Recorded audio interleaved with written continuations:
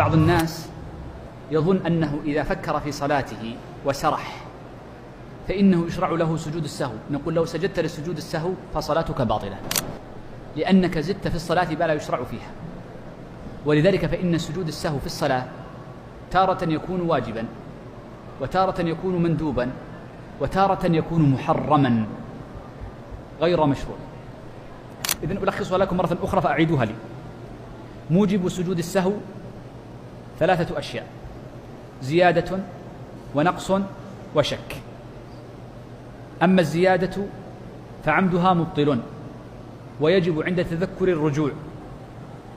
فلو أن امرأ تذكر في أثناء قيامه أنه قد زاد يجب عليه أن يرجع، إن لم يرجع بطلت صلاته، لأن الاستدامة تأخذ حكم الابتداء.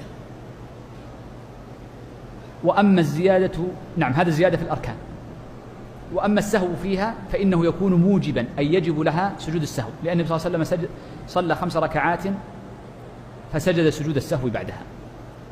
الأمر الثاني النقص، والنقص نوعان: نقص ركن ونقص واجب. فمن نقص ركنا وجب عليه أن يأتي به ويسجد له سجود السهو، ومن نقص واجبا فلا يأتي به ويسجد له سجود السهو.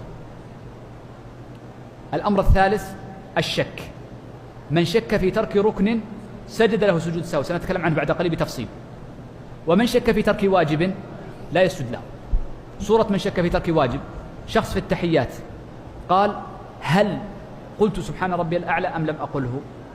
نقول: لا شيء عليك، أكمل صلاتك، لا ترجع وتتدارك ولا تسجد له سجود السهو، إذ الشك لترك الواجب لا يسجد له.